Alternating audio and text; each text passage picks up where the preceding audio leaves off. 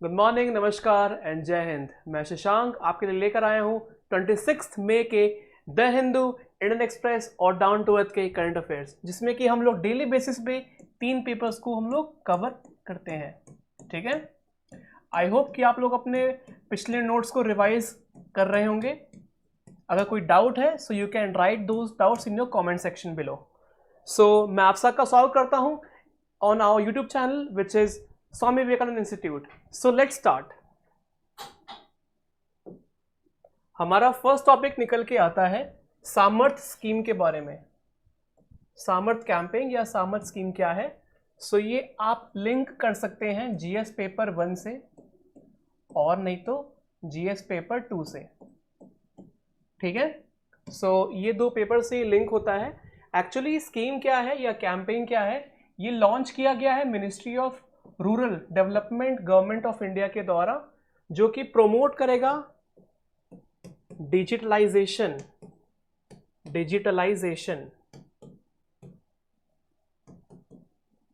कहाँ पे?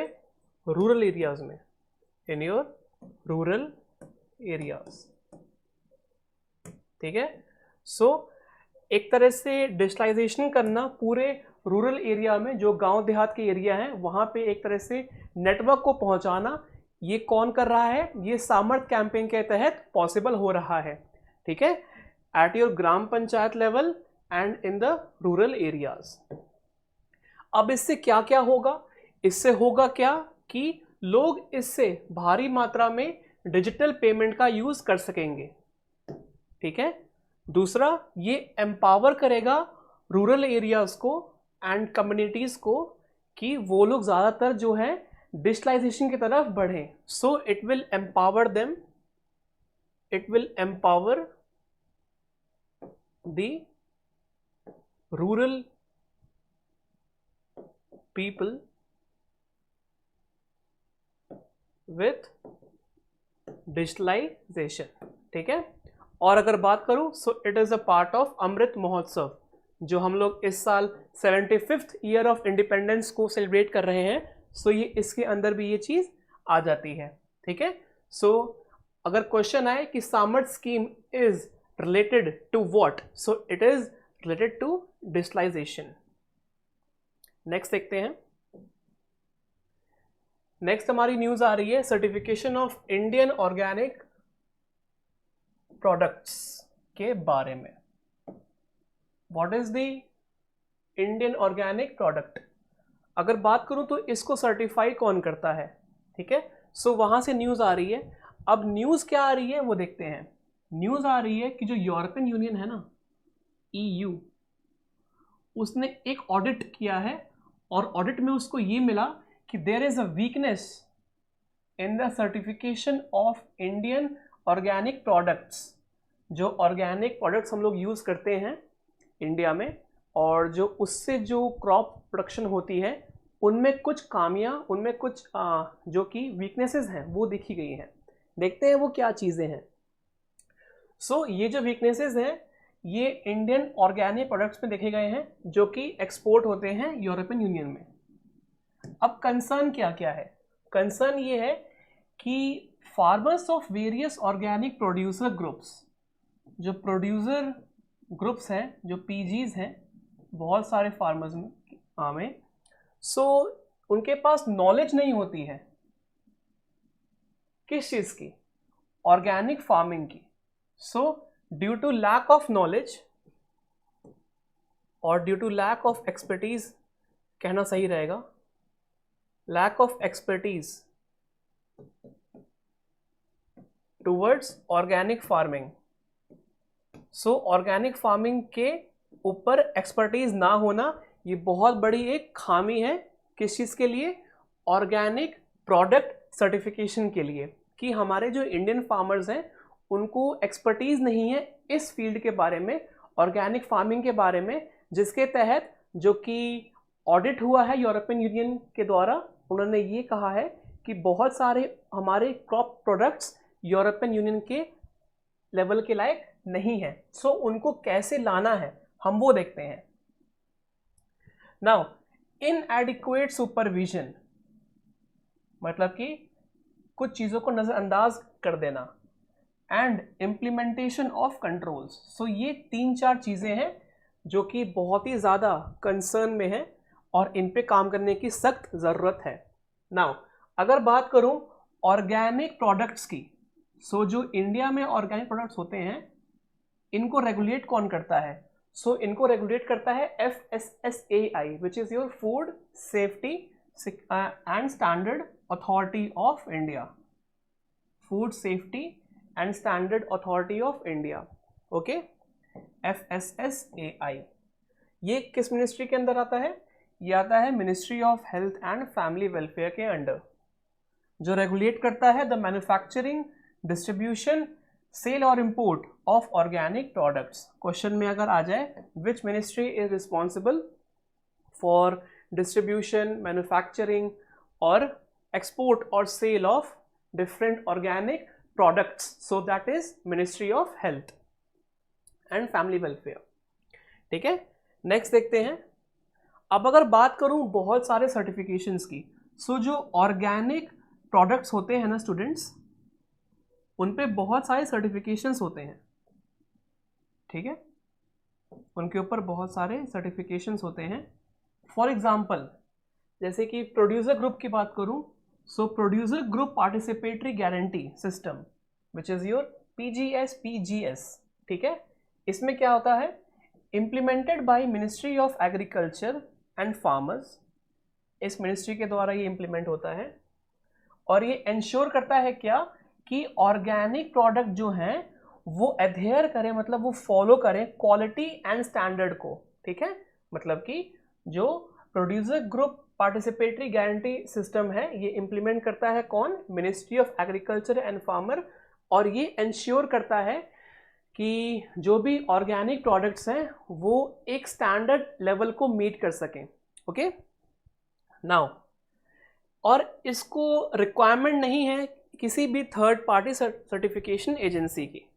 It does not require any third party certification agency. ठीक है, और जो सर्टिफिकेशन है ये लोकल ग्रुप द्वारा जारी किया जाता है। ओके, इसमें आपका लोगो भी होता है। आपने देखा होगा कि कई कई फूड पैकेट्स के ऊपर कुछ लोगो बने होते हैं, है ना, कि ये ऑर्गेनिक है या नहीं है। ठीक है, सो वो सारा कौन देता है? That is your participatory guarantee system. Okay, screenshot लीजिए, फिर हम आगे बढ़ते हैं।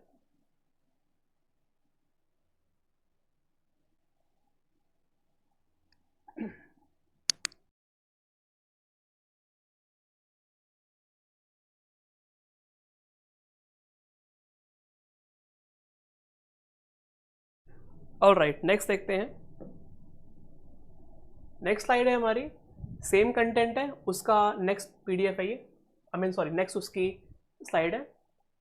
सो हम देखेंगे यहाँ पे डिफरेंस क्या है between conventional farming, organic farming और zero budget natural farming, ZBNF। So देखते हैं इन सब चीज़ों के बारे में। सो पहले बात करते हैं कि जो ज़ीरो बजट नेचुरल फार्मिंग होता है इसमें क्या क्या चीज़ें आती हैं। पहला चीज़ सबसे इम्पॉर्टेंट जो है कि इसमें कोई भी केमिकल का यूज़ नहीं होता है। No usages of any sort of chemical. पहली चीज़ तो ये आ गई हमारी, क्लियर हो गई। ठीक है, दूसरी चीज़ ये हो गई कि फर्टिलाइज़र और ऑर्गेनिक का इसमें यूज़ बिल्कुल नहीं होता है। ठीक है, केमिकल का यूज़ नहीं होगा, फर्टिलाइज़र का यूज़ नहीं होगा इसमें, या फिर कोई भी ऑर्गेनिक फर्टिलाइज़र है उसका भी यूज़ नहीं होगा, ना कि पेस्टिसाइड्स, इसका भी यूज़ नहीं होगा। अब आप लोग ये देखिए कि इन सब चीज़ों का use zero budget natural farming में बिल्कुल भी नहीं होता। अगर मैं बात करूं ऑर्गेनिक फार्मिंग की, सो इसमें क्या होता है? It discourages, it does not encourage, ये एनकरेज नहीं करता है टू यूज़ केमिकल फर्टिलाइज़र। ऐसा नहीं है कि ये बिल्कुल भी मना कर देता है, बट जो ऑर्गेनिक फार्मिंग, यार नाम से ही है ना define, what is organic? Organic मतलब कि वो सामान, वो प्रोडक्ट्स जो कि नेचुरली हमें मिलते हैं, जो कि ऑर्गेनिक होते हैं। ठीक है, उनमें कुछ एडिशनल, उनमें कुछ एडल्ट्रेशन नहीं होता है, उनको बोलते हैं हम लोग ऑर्गेनिक प्रोडक्ट्स। नाउ अगर बात करूं ऑर्गेनिक फार्मिंग की, सो ये एनकरेज नहीं करता है कोई भी केमिकल फर्टिलाइजर यूज करने को, या फिर कोई भी अगर पेस्टिसाइड है उसको यूज करने को, और it totally relies upon the natural method, मतलब कि जो नेचुरल खाद होते हैं, जैसे कि ड्राई लीव्स हो गई, है ना, सूखे पत्ते हो गए, ड्राई लीव्स, अगर उनको अगर रख दिया जाए, ठीक है, बहुत टाइम तक, सो वो एक तरह से वो मैन्योर बन जाएगा, वो एक मैन्योर बन जाएगा, और उसको फिर यूज कर सकते हैं एज अ फर्टिलाइजर, ठीक है। सो ये क्या हो गया, ये आपका बेसिकली हो गया ऑर्गेनिक। ओके, नाउ अगर कन्वेंशनल फार्मिंग की बात करूं, जैसे कि जो आजकल हो रहा है, ठीक है, बहुत बड़े स्केल पे, सो कन्वेंशनल फार्मिंग में क्या होता है ना, कि ऐसे फार्मिंग में केमिकल फर्टिलाइजर जो होता है वो यूज होता है एक्सटेंसिवली, मतलब कि भारी मात्रा में, और जो पेस्टिसाइड्स भी होते हैं वो भी यूज होते हैं भारी मात्रा में। दो चीजें क्लियर होंगी आप लोगों को, क्या क्या, कि chemical fertiliser will be used in conventional farming, and along with that the use of pesticides will be also there, ठीक है। नाउ अगर बात करूं जीरो बजट नेचुरल फार्मिंग की, सो यहाँ पे प्लॉइंग नहीं होता, मतलब कि प्लॉइंग क्या होता है, आप लोगों ने अगर 6th-7th क्लास की बुक पढ़ी हो साइंस की, सो प्लॉ होता है ना, कुछ ऐसे करके होता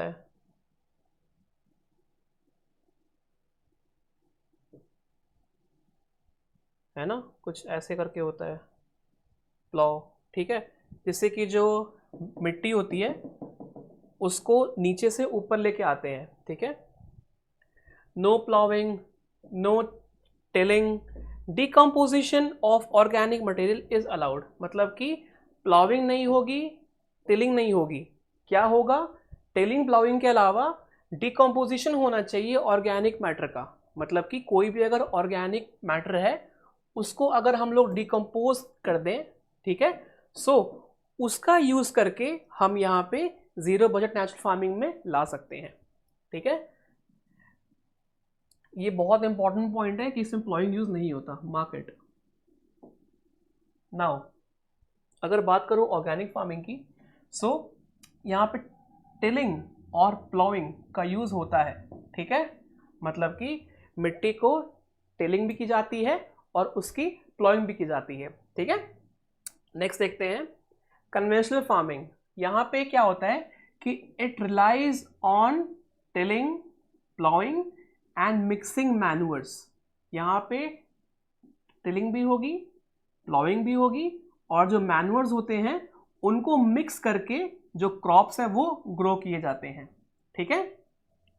सो प्लॉइंग और टिलिंग कहाँ कहाँ नहीं होती है, टिलिंग प्लॉइंग आपकी यहाँ पे नहीं होती है, यहाँ पे नहीं होती है, बट यहाँ पे होती है। अब देखिए क्वेश्चन एग्जाम में कैसे आएगा कि ploughing and tilling are followed in zero budget natural farming, मैंने कहा are followed, so that is your false, ठीक है, ये गलत स्टेटमेंट है, ठीक है। यहाँ पे प्लॉइंग और टिलिंग बिल्कुल भी यूज नहीं होता, ओके। इसका एक बार जल्दी से आप लोग स्क्रीनशॉट ले लीजिए, फिर हम आगे बढ़ते हैं।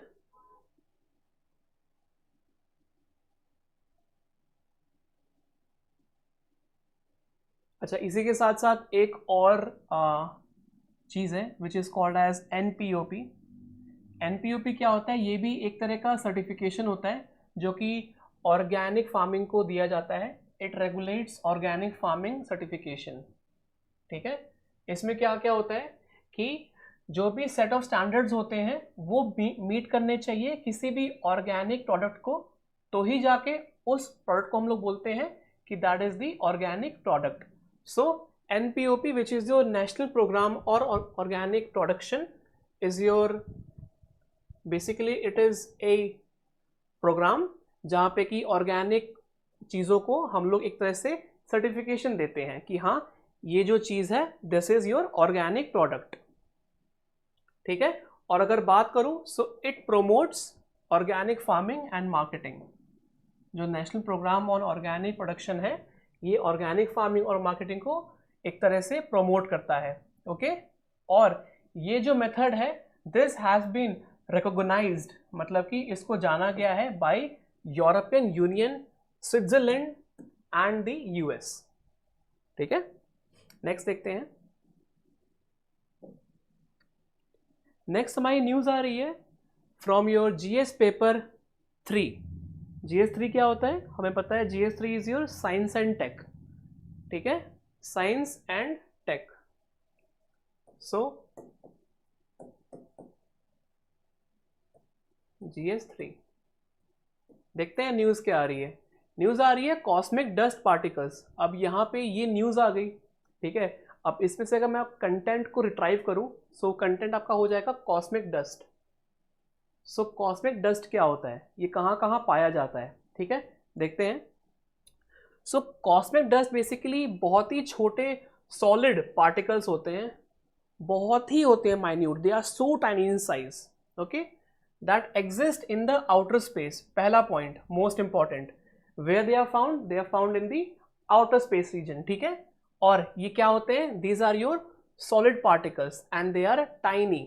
ओके, नेक्स्ट, इनका कॉम्पोजिशन किस चीज का बना होता है, they are composed of various materials, जैसे कि मिनरल्स हो गए, मेटल्स हो गए, इवन आइस भी हो गया, इवन ऑर्गेनिक कंपाउंड भी हो गया, जैसे कि बेंजीन वगैरह। ठीक है, सो बेंजीन क्या है, this is your organic compound. ठीक है, सो organic compound, ice, metal, minerals, ये सारे इंक्लूड होते हैं कॉस्मिक डस्ट में। और ये डस्ट कहाँ होता है, ये आपका आउटर स्पेस में होता है। ठीक है, अगर बात करूं नेक्स्ट चीज की, सो नेक्स्ट है इसमें स्फेरिकल टू इरेगुलर शेप। जिसके शेप्स होते हैं वो या तो स्फेरिकल होंगे या तो इरेगुलर शेप के होंगे। ठीक है, मतलब कि they will not follow a similar pattern. Okay, and जो कॉस्मिक डस्ट है ना, और जो कॉस्मिक डस्ट पार्टिकल्स हैं, वो डिफरेंट डिफरेंट एनवायरमेंट में पाए जाते हैं, जैसे कि interstellar space, planetary system and the atmosphere of the planets and the moons. Okay, so इन तीन चीजों पे जो कॉस्मिक डस्ट पार्टिकल्स हैं वो आपके पाए जाते हैं। चौथी चीज, ये कंट्रीब्यूट करते हैं to the formation of stars and planetary system. मतलब कि जो आप लोग स्टार्स देखते हैं ना स्काई में, ठीक है, so they are not just a mere star, but they are the collection of cosmic dust particles। ठीक है, हम लोग बचपन में ड्राइंग करते थे, स्टार ऐसा होता है, ठीक है, बट स्टार ऐसा नहीं होता। ठीक है, स्टार होता कैसा है, star basically it's a collection of gases, बहुत सारे गैसेस होते हैं आसपास, बहुत सारे कॉस्मिक डस्ट पार्टिकल्स होते हैं। ठीक है, फिर बहुत सारे एस्ट्रॉइड्स होते हैं, मीटर्स, मतलब कि it's a collection of everything. ठीक है, एंड बहुत ही दूर होता है, विच is your millions of lights year, millions of lights year, millions of lights year. इसका क्या मतलब हुआ, इसका ये मतलब हुआ कि कोई भी ऑब्जेक्ट अगर लाइट की स्पीड से ट्रेवल कर रहा है, ठीक है, 1 साल तक, तो उसको कहेंगे it's a 1 light year speed. ठीक है, जो कि आज तक इम्पॉसिबल है कि कोई ऑब्जेक्ट लाइट की स्पीड से ट्रैवल कर सके 1 साल तक, और वो भी कहाँ है, मिलियंस ऑफ लाइट्स ईयर, मतलब कि बहुत दूर हो गया फिर तो ये। ठीक है, सो एक डॉट होता है बना हुआ, जस्ट अ डॉट, बट उस डॉट के आसपास बहुत सारी चीजें होती हैं, जैसे कि कॉस्मिक डस्ट पार्टिकल हो गया, एस्ट्रॉइड, मेटियोइड्स, बहुत सारे गैसेस हो गए, फिर जाके ये आपका एक छोटा सा स्टार बनता है। ठीक है, तो स्टार ऐसा नहीं होता। ओके, नेक्स्ट देखते हैं, दे कंट्रीब्यूट कहाँ था, मैं formation of stars and planetary system. ठीक है, by providing material for accretion, providing material for accretion. Now, they also scatter and absorb light, affecting the radiation properties of celestial objects.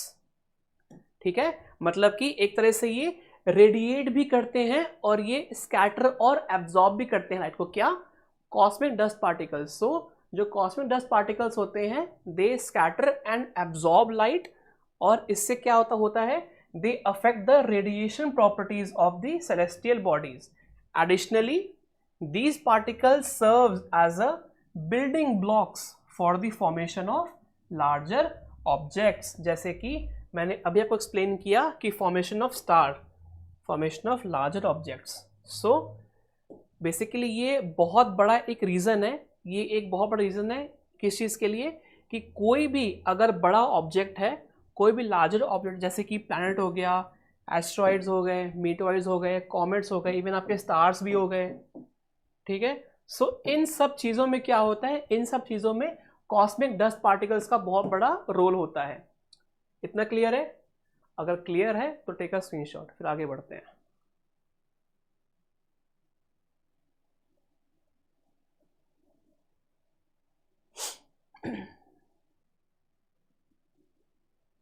Next देखते हैं।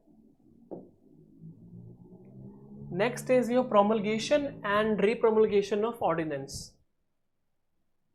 सो ये हमारा topic आ जाता है GS2 से, which is Indian polity. Indian polity, ठीक है। अब कंटेंट क्या है हमारे लिए? कंटेंट हमारे लिए आ गया ऑर्डिनेंस। हम पढ़ेंगे ऑर्डिनेंस क्या होता है, ठीक है। सो ऑर्डिनेंस एक कोई भी ऐसा ऑर्डर होता है, ठीक है। I repeat once again, ordinance एक कोई भी ऐसा ऑर्डर होता है जो कि तब पास किया जाता है जब कोई भी लेजिस्लेटिव असेंबली या तो पार्लियामेंट सेशन में ना हो। I repeat once again, ordinance एक ऐसा ऑर्डर है जो कि तब पास किया जाता है जब पार्लियामेंट या तो लेजिस्लेटिव असेंबली या काउंसिल फंक्शन में ना हो, ठीक है, मतलब कि सेशन में ना हो, तब ये ऑर्डिनेंस लाया जाता है, ठीक है। अब देखते हैं इससे न्यूज क्या आती है। Now an ordinance was promulgated, मतलब कि लाया गया था by honourable Indian president giving the lieutenant governor of Delhi power over services in the national capital territory. मतलब कि ऑर्डिनेंस लाया गया था by honourable Indian president of our India and he gave that the lieutenant governor of Delhi power over services in the NCT of region। अब बात आती है कि ये जो पावर है, ये इंडियन प्रेसिडेंट को कैसे मिली। So as per article 123 of the Indian constitution, as per this article it grants the president certain law making powers. कुछ लॉ मेकिंग पावर होते हैं ऑनरेबल प्रेसिडेंट ऑफ इंडिया के पास, जिसके तहत प्रेसिडेंट ऑफ इंडिया एक तरह से ऑर्डिनेंस लेकर आ सकते हैं, ठीक है। Now to promulgate ordinances when either the two houses which are your lower house and upper house, मतलब कि राज्यसभा एंड लोकसभा, जब ये सेशन में नहीं होते, when they are not in session in urgent situations, ठीक है। सो कोई भी अर्जेंट सिचुएशन अगर है, उसमें अगर कोई लॉ लेकर आना है, सो फर्स्ट ऑर्डिनेंस पास करना पड़ेगा as per article 123 of the constitution. इसके बाद क्या होगा? इसके बाद होगा ये कि वो जो ऑर्डिनेंस है वो पास होगा and then it will act as a law, ठीक है। और अगर बात करूं ऑर्डिनेंस की, so it is not possible for ordinance to be issued by the Indian parliament. Parliament ordinance issue नहीं कर सकती है। पहली चीज, it has the same force और सेम इफेक्ट, इसका सेम इफेक्ट है as an the act of the legislature. मतलब कि कोई भी लेजिस्लेचर अगर एक्ट या लॉ अगर कोई भी एक्ट लेकर आता है, सो उसका सेम पावर होगा जो कि ऑर्डिनेंस का है। और अगर बात करूं कि इसका जो रैटिफिकेशन है, मतलब इसको जो देखा जाएगा, ठीक है, पार्लियामेंट को क्या करना है कि पार्लियामेंट को विदिन 6 वीक्स, पार्लियामेंट को विदिन 6 वीक्स इस चीज को रैटिफाई करनी होती है, इस चीज को देख के आगे प्रोसीड करना होता है कि हाँ भाई जो फलाना ऑर्डिनेंस है वो ठीक है, ओके, ऑफ इट्स रीअसेंबली। और मैं बात करूं ऑर्डिनेंस की, सो it is promulgated by whom? By the honorable Indian president, ठीक है, and it has a maximum validity। इसकी जो वैलिडिटी होती है ये मैक्सिमम होती है 6 महीने की, ओके। 6 months and 6 weeks, 6 महीने 6 हफ्ते from the date of its promulgation, मतलब जिस दिन से वो ऑर्डिनेंस आया उस दिन के 6 महीने 6 हफ्ता के बाद तक वो चीज आपकी वैलिड रहेगी। ओके, नाउ अगर बात करें आर्टिकल 213 की, आर्टिकल 213, सो इसमें क्या है, जो गवर्नर होते हैं स्टेट के, the governor of the state has the power to issue ordinance. अब देखिए गवर्नर के पास भी पावर है that he can issue the ordinance when the state assembly is not functioning और is in not in function और is not in session. ठीक है, सो क्या क्या था, 2 आर्टिकल हमारे थे। फर्स्ट था हमारा 123 आर्टिकल, जहां पे कि honourable president can promulgate an ordinance, and article 213 where the honourable governor of the state can promulgate a ordinance. ठीक है, और मैं अगर बात करूं, कोई भी ऑर्डिनेंस अगर होता है, पहली चीज उसका सेम पावर होता है एज ऑफ लेजिस्लेटिव एक्ट, पहली चीज।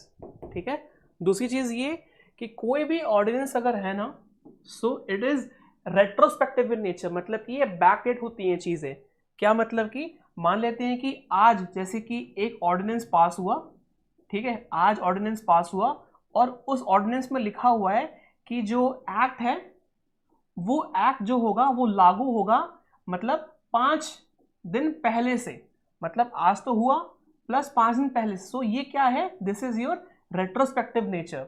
ओके, जैसे कि it may come into force from a back date, it may also modify और रिपील एनी एक्ट और ऑफ पार्लियामेंट और another ordinance. Most important statement,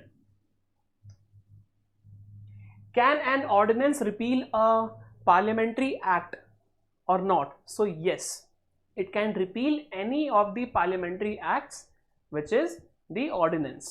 Okay, now अगर बात करो ऑर्डिनेंस की, so yes, ऑर्डिनेंस भी एक तरह से ऑर्डिनेंस को रिपील कर सकता है। ठीक है, सो एक्ट और ऑर्डिनेंस दोनों एक तरह से रिपील हो सकते हैं। ओके, नाउ नेक्स्ट देखते हैं हम लोग। नेक्स्ट है कि the ordinance is not immune from judicial review. What is judicial review? Judicial review is a review where it is answerable,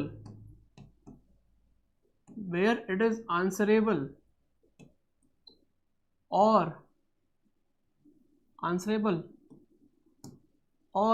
can be questioned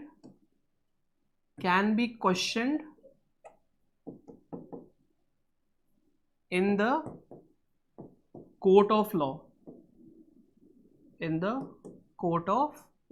law, ठीक है, सो कोई भी ऑर्डिनेंस है वो इम्यून नहीं है, मतलब कि उसको जुडिशियल रिव्यू से अलग नहीं किया जा सकता और इसकी सुनवाई हो सकती है in the honourable supreme court of our India, in the court of law as per the R C. Cooper case in honourable supreme court. So R C. Cooper case में ये चीज लिखी हुई है कि जो ऑर्डिनेंस है उस ऑर्डिनेंस का जो प्रोमलगेशन है वो आपका जुडिशियल रिव्यू में आएगा। क्लियर है? नेक्स्ट देखते हैं। Next is foreign direct investment, FDI। देखते हैं ये क्या चीज है। What is your FDI? FDI की बात करूं सो ये टॉपिक आपका GS पेपर 3 से लिंक हो जाता है और कहीं ना कहीं ये GS 2 से भी लिंक होता है, सो दोनों में आ जाएगा ये। देखते हैं फॉरेन डायरेक्ट इन्वेस्टमेंट क्या क्या होता है। सो FDI is a type of cross border investment. FDI क्या है? आपका क्रॉस बॉर्डर इन्वेस्टमेंट है। फॉर एग्जाम्पल अगर मैं बात करूं FDI की,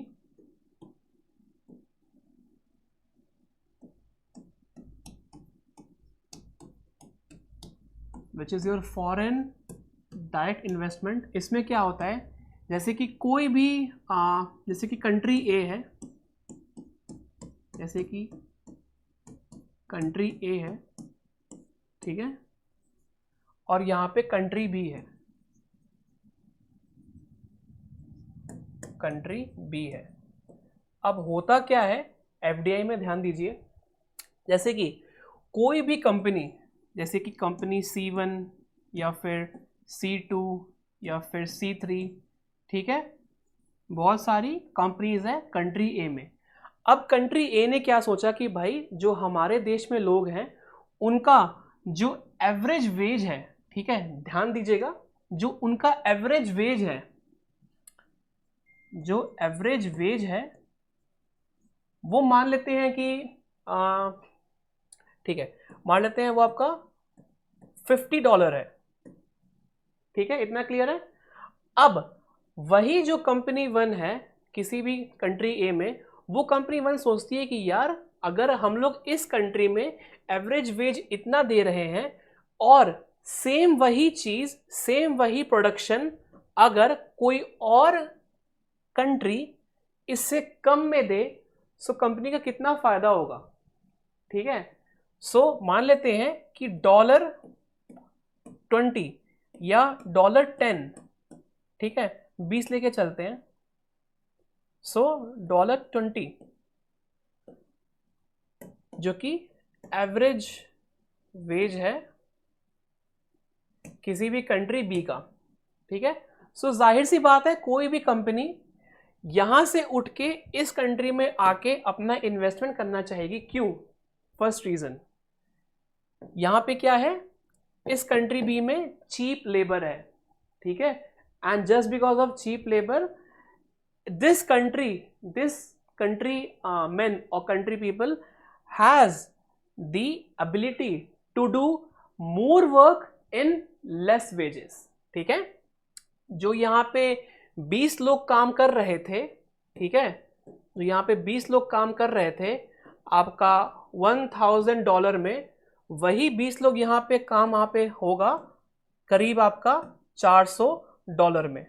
सो देखिए कितना ज्यादा फर्क है, ठीक है। सो ऐसी चीजें काम करती है। अब ये कंट्री क्या बोलेगी कि ठीक है भाई, जो C1 कंपनी है इसका एक यूनिट उठाकर कंट्री बी में इंस्टॉल कर दिया जाए।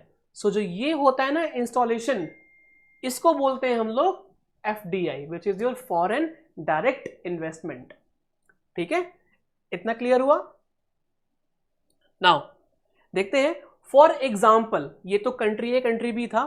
For example Ireland, which is an European union nation, Ireland.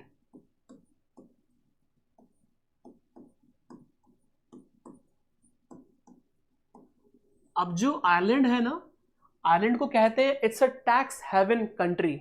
यहाँ पे कॉर्पोरेट टैक्स बहुत कम या फिर बिल्कुल है ही नहीं यहाँ पे, ठीक है लेकिन बहुत कम है।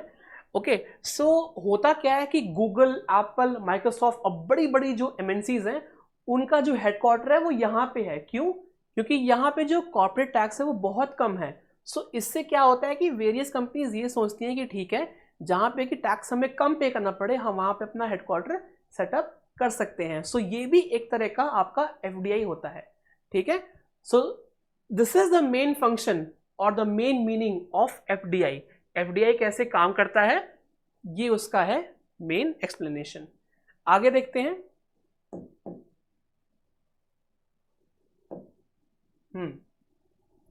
सो अगर मैं FDI की बात करूं, जो मैंने अभी आप लोग एक्सप्लेन किया, FDI जो होता है ये बहुत सारे फॉर्म्स में आता है, ठीक है, जैसे कि acquiring share. For example country A है, ठीक है, और कंट्री ए में कोई कंपनी 2 है और वो कंपनी 2 बोलती है कि ठीक है, हम लोग कंट्री बी में हम लोग इस कंपनी का कुछ शेयर एक्वायर करना चाहते हैं। सो यहाँ पे क्या होगा, ये भी एक तरह से FDI हो गया। सो अगर कोई भी कंपनी शेयर एक्वायर कर रही है किसी और कंट्री का, सो वो भी एक तरह से FDI में आएगा। और जॉइंट वेंचर की बात करूं, 2 या 2 से ज्यादा कंपनी अगर मिलके एक जॉइंट वेंचर क्रिएट करती हैं, सो वो भी एक तरह से FDI में शामिल होगा। प्रोवाइडिंग लोन प्रोवाइड करना भी आपका FDI में आता है। कैसे? क्योंकि लोन एक तरह से हम लोग दे रहे हैं और वो जो है वो एक तरह से इन्वेस्टमेंट पर्पस के लिए यूज हो रहा है। अब यहाँ पे एक क्वेश्चन मैं पूछता हूँ, इंटरनेशनल मॉनेटरी फंड जो है ये अगर लोन देता है किसी भी कंट्री को, सो क्या ये लोन देना हम लोग कह सकते हैं कि एक तरह से एफडीआई है? बोलो। हाँ, हम लोग कह सकते हैं। क्यों? क्योंकि यहां पे एक तरह से जो इंटरनेशनल मॉनेटरी फंड है वो मॉनेटरी सपोर्ट कर रहा है किसी भी कंट्री को, ताकि वो कंट्री इस मॉनेटरी वैल्यू की वजह से डेवलपमेंट में उसको यूज कर सके। तो यहां पे ये भी एक तरह से आपका एफडीआई आ गया, ठीक है। और टेक्नोलॉजी ट्रांसफर में भी एफडीआई आता है, ठीक है। मेन रीजन क्या है, मेन मोटो क्या है एफडीआई का आने का? सो एफडीआई का आने का मेन मोटिव ये है कि it will boom the economic growth. जाहिर सी बात है, पहले कंट्री बी के पास कोई भी इन्वेस्टमेंट नहीं थी, कोई भी कंपनी नहीं थी। एकदम से देखा कंट्री बी ने कि कंट्री ए से C1 उठ के यहां पे आ गई। क्या हुआ? मतलब ये हुआ कि पहले तो इसके पास कुछ नहीं था, अब एकदम से इसके पास आ गया। सो क्या होगा यहां पे? More employment will be there. Employment, फिर यहां पे क्या होगा?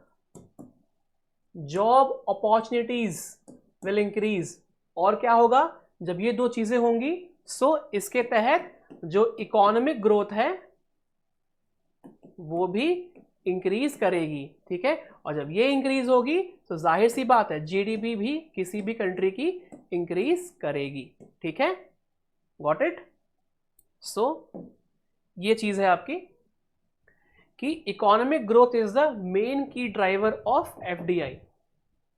क्यों? क्योंकि इट कैन ब्रिंग कैपिटल, पैसा, technology, skill, market access and employment opportunities to the host country. Host country क्या थी यहां पे? आपकी कंट्री बी, ठीक है। तो क्या क्या चीजें हैं इसमें? पहला है कैपिटल, दूसरा है टेक्नोलॉजी, तीसरा skill, market access and employment opportunities.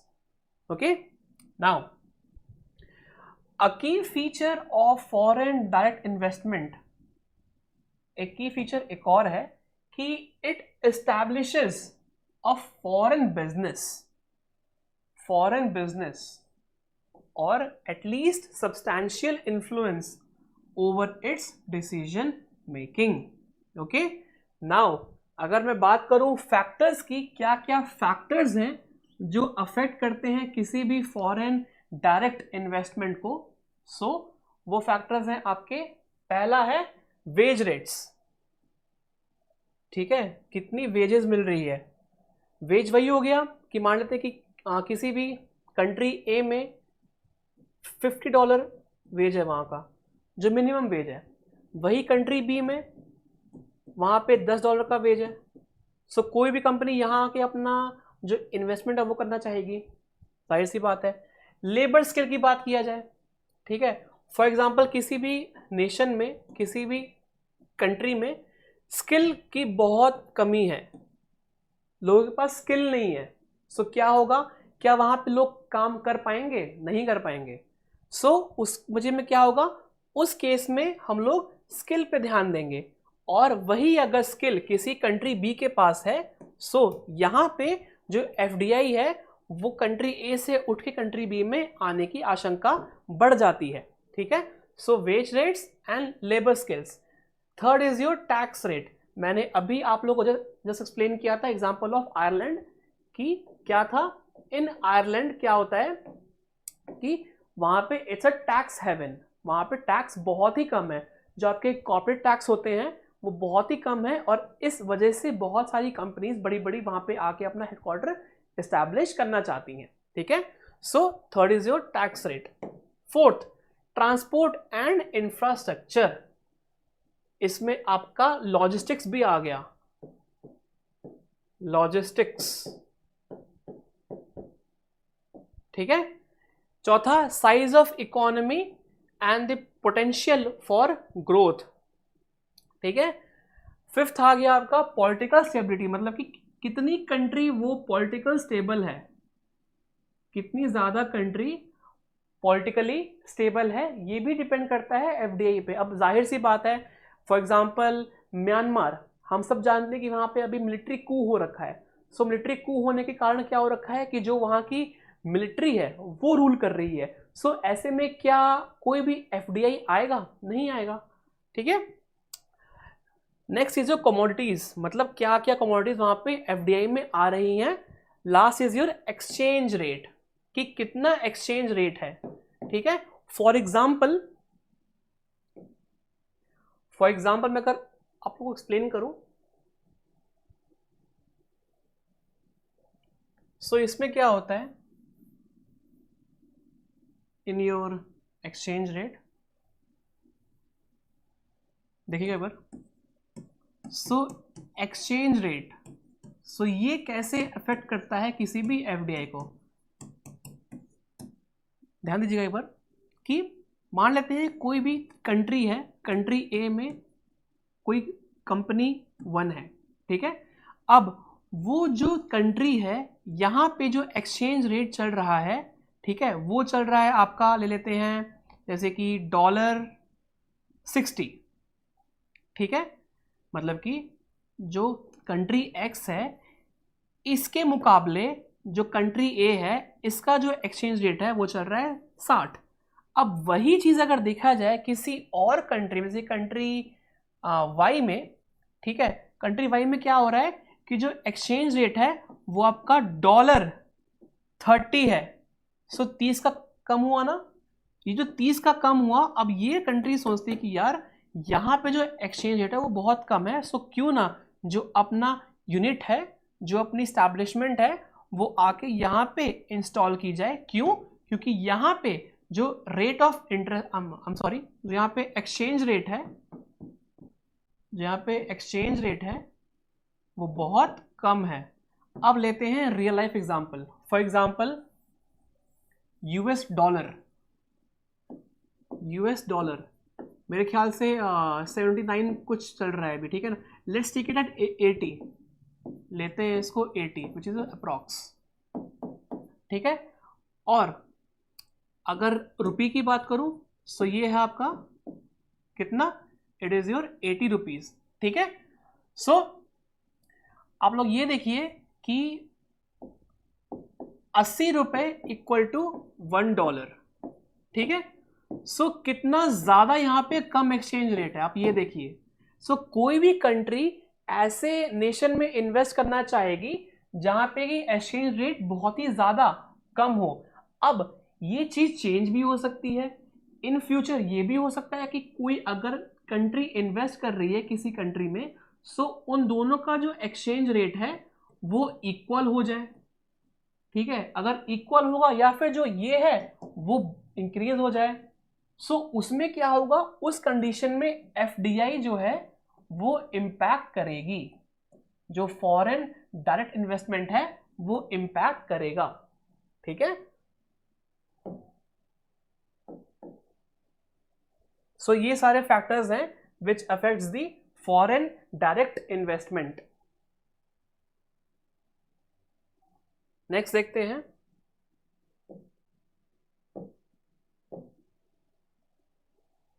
At last, we have some questions from the quiz of the day. So, our first question is, this is your quiz questions. So, first quiz है हमारा, which country has unveiled a semiconductor strategy to minimize its dependence on Asian production? So, कौन सी ऐसी country है जिसने कि semiconductor strategy को लेकर आया और इसने जो एशियन प्रोडक्शन है इस पे अपनी डिपेंडेंसी को कम कर दिया? सो वो कंट्री है, कौन सी है? That is your UK, United Kingdom. ठीक है। नेक्स्ट देखते हैं, which institution released the world health statistics 2023 report? ऐसी कौन सी इंस्टीट्यूशन है जिसने रिलीज किया, and that is your world health organisation. So option number C, option C. ये तो नाम से ही मालूम पड़ रहा है कि व्लादिवोस्तोक पोर्ट कहाँ पे है. This is in your Russia. This is in Russia. The riverine based religious tourism circuit will connect 7 religious sites located near which city? So this is your Guwahati. Option number B. At last, ऐसा कौन सा state है जिसने patch reporting app को बनाया है? क्यों? ताकि रोड सेफ्टी हो सके और रोड्स जो हैं वो पॉटहोल से फ्री हो सके. So that state is Uttarakhand. Option number A. Okay, so by this we come to the end of our today's lecture.